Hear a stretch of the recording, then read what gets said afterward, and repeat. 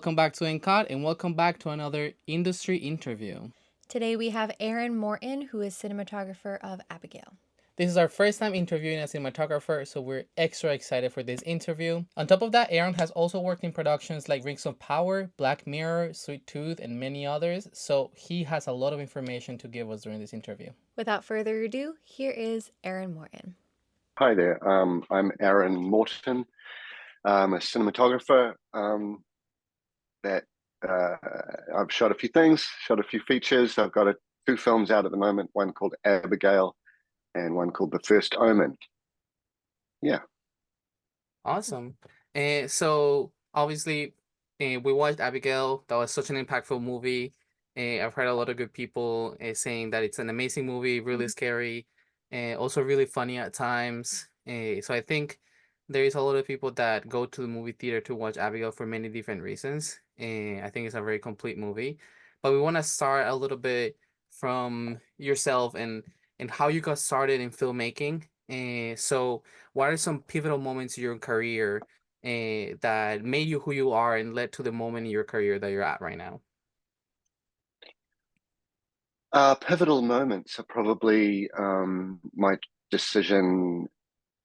After high school, I didn't go to university. I sort of started a film school, but they ran out of resource basically, and it folded. But I knocked on the door of I got sort of the addresses and things of local production companies, and I literally just knocked on doors and was lucky to get a job as the PA or a runner, we would call it back then, for a little local production company. And through them, I met local freelance camera people, and they inspired me to sort of keep going and head in the camera department direction. So that was really the pivotal moment. Sort of, gave me inspiration and mentors to follow. That's amazing. I mean, yeah, we come from college background ourselves, but we also know about the hustle environment that filmmaking has behind it, and many of our professors were kind of similar, just like knocking on doors and figuring it out as we go. So we Yeah. definitely appreciate that side of it for sure. Uh, so how do you work usually with directors and specifically with the directors here in Abigail?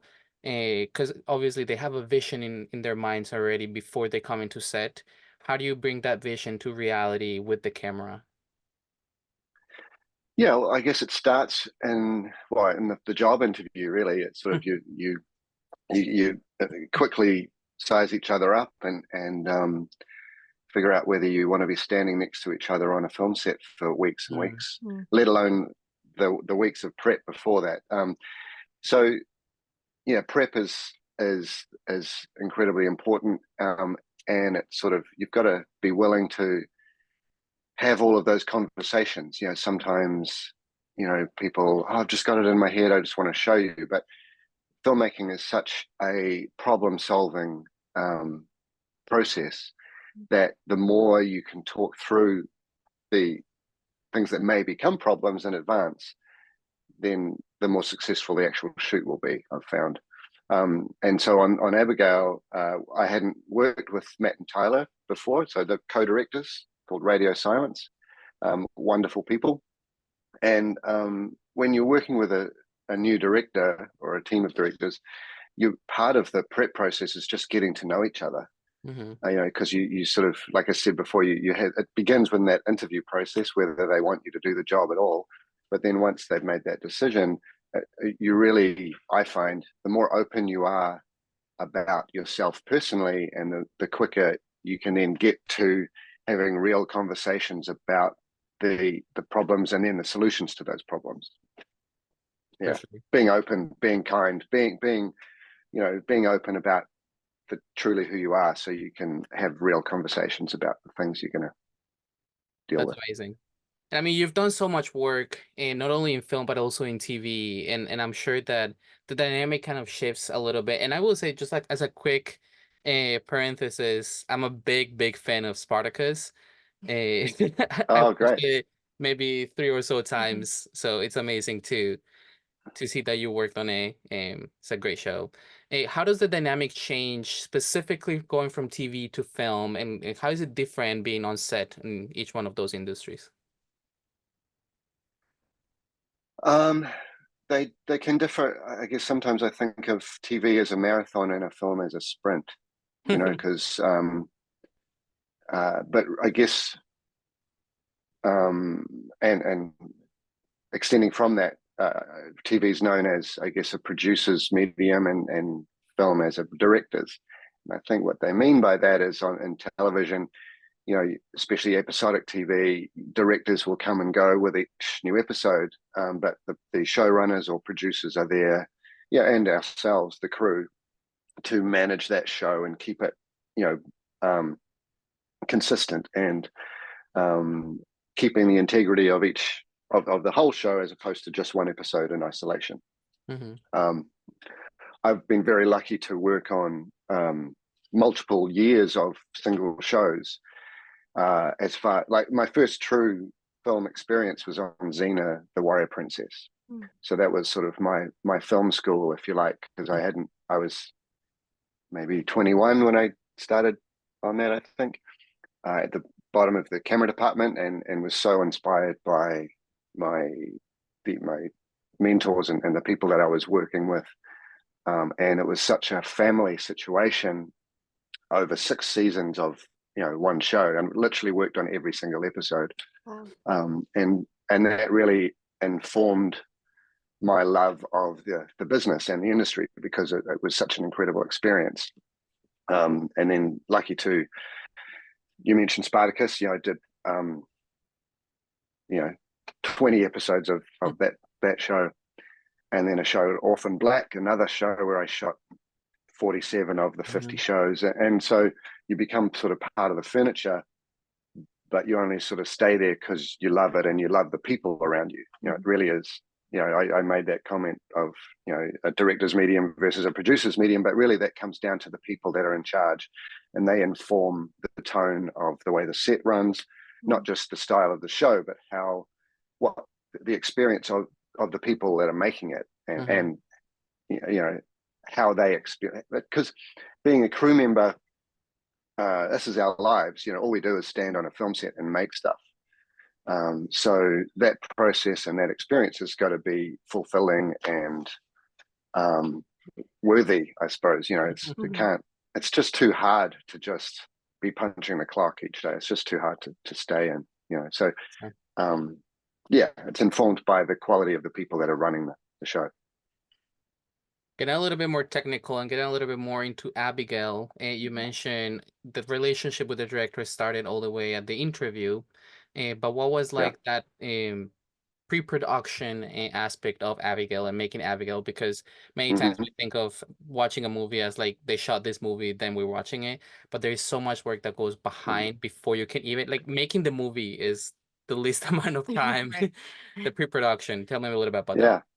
Making anything, especially a film or a TV show, is hard work, right? And as I said before, doing what we do is all about solving problems before they happen a lot of the time. And so the Abigail was no different. Working with Matt and Tyler, it was great getting to know them and realizing from them how willing they were to put in the work in advance. They really have the conversations about planning each scene, each day, each week, and we shot listed almost every scene, and if we didn't, then we had a blocking plan for how it was going to work. And we'd storyboarded some of the main action sequences, but often only if they were VFX heavy. So we knew exactly where we'd be handing off from a practical situation into either a VFX or practical effects embellished sort of situation. And so much can go wrong that you really do need to have your shit together in advance and have discussed what you're going to see when, even just so that the other essential part of that process is the first assistant director, who I think is often a very much an unsung hero in any decent film. we had the amazing Dara Glynn, shout out Dara, who we were shooting in Ireland and Dublin, and he was an incredible asset to the whole movie, because it's all very well for me and the directors to have ideas or decide how we're going to approach a certain sequence, but we've got to have the time to do that, and we've got to have the organizational nous to sort of make sure it's done in the right way. So again, that first AD is essential to bring in and be involved in all of the planning from the beginning. For sure. And now that you mentioned practical effects and VFX, what was it like being actually on set in a movie that has specifically so much blood and is such a wet environment? How do you navigate that? And not only that, but with so much action packed into it, and that choreography that has to happen with the camera and the actors and so many moving pieces. Yeah, look, it's sort of I've ended up doing a few movies with a huge amount of blood, not by design, just ended up here, and it's always messy and sticky and gross and annoying and time consuming. So it's with the blood, it's sort of about understanding what you're going to see when. If we don't need to completely cover the entire floor of the set in fake blood, then we won't. So we just control, all right, the camera, the lens can only see this much. That's all we have to take care of. Because, again, as I mentioned with the scheduling in the first AD, you've got to still make your day. You've still got to shoot all of the things on the call sheet that day, not just a blood explosion. So it's about being careful with the planning, everyone being on the same page about what you're doing when, right down to, it sounds dumb, but even the camera department, with knowing that there's going to be blood everywhere, what props are going to get destroyed, so many things to think through. Did that answer the question? I'm not sure whether. Yeah, just like being conscious of what's happening at all times. Yeah. What was one memorable moment that you had to be part of during Abigail? And I guess since you have such a long career, what was one memorable moment in your career as well? Wow, there's so many in Abigail, to be honest. I love the abattoir swimming pool scene with Catherine falling into the pool of bodies. That was pretty That was hilarious. crazy. And yeah, that was pretty awesome. And she was amazing, just dunking each time into this, very safe, and there was no risk there. But that was pretty grotesque and fun to do. Another scene, less from a cinematography point of view, more just actors being hilarious. There was a scene in the downstairs of the mansion or the house where they're freaking out. I think they had just come down from Abigail dancing with the body of Angus, which was hilarious. No, it was just after she's revealed, she does the thing and shows her fangs, and they all freak out. But Dan, each take, Dan would give a different hilarious version of Angelina Ballerina, or he just came up with a new joke on almost every single take, and so the whole cast are trying just to hold it together. And we got 3 cameras and we got 6 actors, and it was a great example of what the cast can bring, and the things you can't plan for. It's just this, he was just riffing and coming up with a new line each time. Incredible actor, actually. They all were. Yeah. And in terms of bringing up actors like that they're sort of the reason, really, I guess, I fell in love with doing this, not just the pretty pictures and that sort of thing. Because I try and remind people that, all the fancy gear and the lights and the thing and the blood were really the whole purpose for us to be there is to capture a performance, so it doesn't really, at the end of the day, that the most important thing is that the actors are comfortable, that we've provided an environment where they can do their best work, and then we're there to sort of capture magic, and it's such a cool thing to be a part of when that's working well, and the actors, it's like the rest of the crew aren't even there, the actors are just doing their thing. So yeah. Now that you mentioned the actors, I'm kind of curious because this movie has a lot of really big names attached to it. And beyond how good they may or may not act, because obviously there is really great actors that don't have a lot of track record. Do you see a big difference between working with, I guess, new actors or people that are just starting to act, or maybe even kids that are just starting to act, in comparison to really experienced actors? um I I do and I don't. I think the differences are more about based on who they are as people rather than Mm-hmm. if they've been doing it a long time. I love to meet the old school actors that have just as much passion as the kids. Um, in this instance, we had Alicia Weir who's playing Abigail. She just turned 13 while we're making it. An incredible talent. Like, she's amazing, right? And then we also had Giancarlo Esposito, who's I'm not saying he's an older man, but he's certainly very, very experienced and For sure. done incredible things, right? And he would turn up with as much love and passion for his craft as Alicia did each day. And so um, that's super inspiring when you've got people that have been doing it even longer than me, that are still bringing it each day and each performance and every single take, and sharing their knowledge and their love of the craft. It's awesome. On a similar note, and going back a little bit more to you as a person and as a filmmaker, who or what inspire you to decide I want to be a filmmaker and this is the route I want to go as a cinematographer?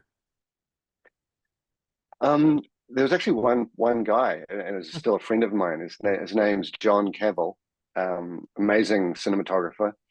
But that door that I knocked on back in 1991, maybe, um, and started working at this little production place.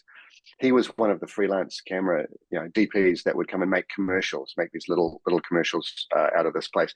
And before that, I knew that I wanted to be in the business in some way and make and filmmaking or TV production and somehow.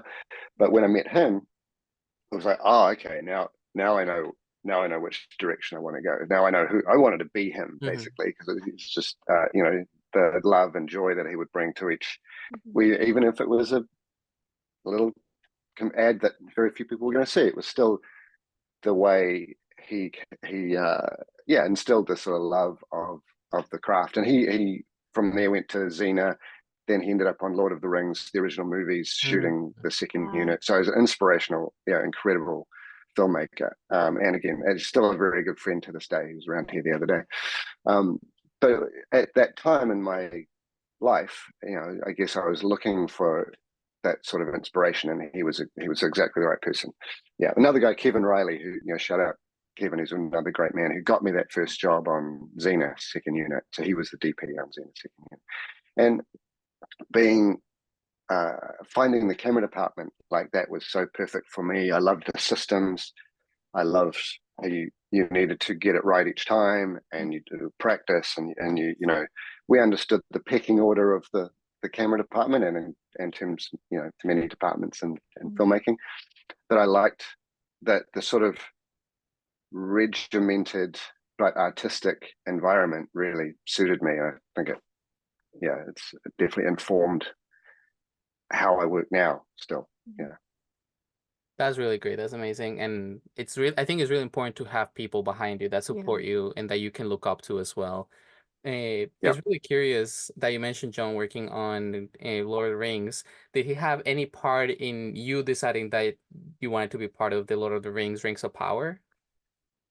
No, it was funny because for years I'd be working offshore or whatever, and you're from New Zealand. Oh, you must have done the Rings movies. No, and no, I like all my friends moved to Wellington to make not all my friends, but a lot of my filmmaking mates, including John Cavill, when Peter Jackson was making Rings, they moved from Xena and Hercules, the shows that I was on, down to Wellington to begin making Lord of the Rings. But I never did. I stayed behind and kept on Xena, and that's when I sort of got a break going from being a camera assistant to starting to shoot second unit Xena. So it made sense for me to stay.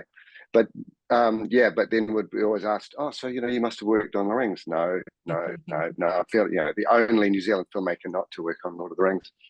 But then through circumstance, and I just got very lucky to be asked to shoot the TV show. The first season anyway of Rings of Power was a real. It was amazing for me because I loved the books growing up, and it always felt like, oh, I would have loved to be part of that. So for then to be part of Rings of Power was an incredible privilege and a highlight of my career for sure. Awesome. That's great. And now you can say that you also been part of the Rings. Yeah, there you go. No, totally. No, exactly. And so it feels so fortunate to be in part of that world. Yeah. For sure.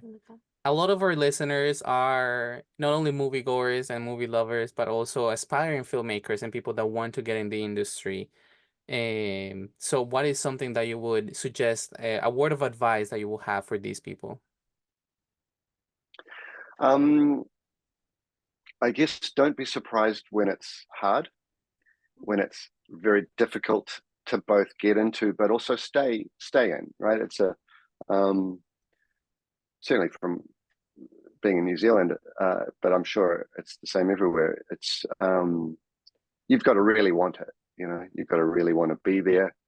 That said, I've gained so much joy and satisfaction from being part of a film crew and the film community. It's certainly a part of who I am. So I would never discourage anyone from wanting to do it.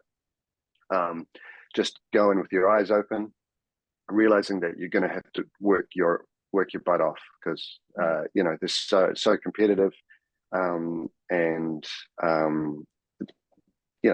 it's just tricky, just hard, but fun and rewarding and all of those things. So go for it, but you just put your head down and work.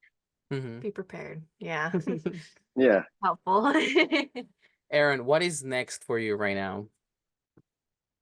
I'm not sure. We were sort of looking at a possible film in Canada, which I can't say what it is just yet.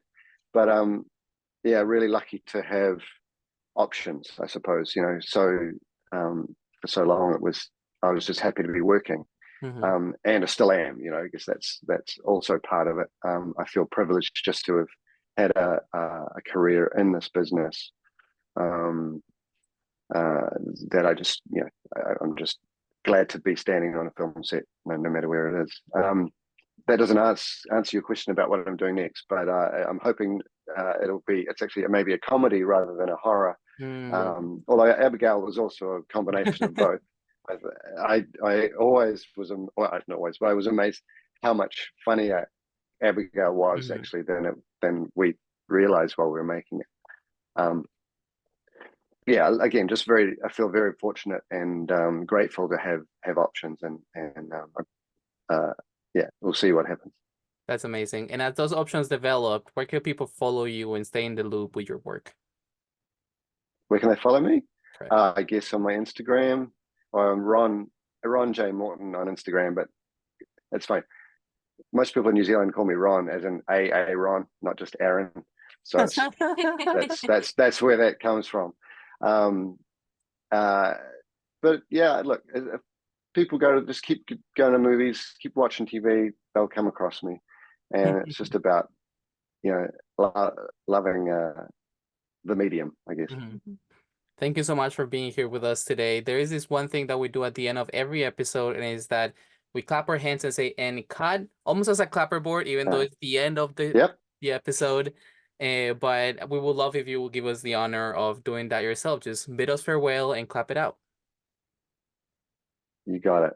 Well, it was a privilege being with you guys. Thanks for having me. And cut. Thank you so much for watching this episode of Cut. You can follow us on all social media, starting with Instagram as Cut the podcast. You can also follow us on YouTube as That Film Couple, which is the same handle for TikTok, That Film Couple, for short form content. You can also follow us on Twitch as Sebas Parra 1K. And if you're watching right now on YouTube, you can find us on any podcast platform as NK!! Last but not least, you can follow me on Instagram as sebi.mp4. And you can follow me at caitlin.mp4. Thank you so much for being here one more week, and we'll see you in the next one.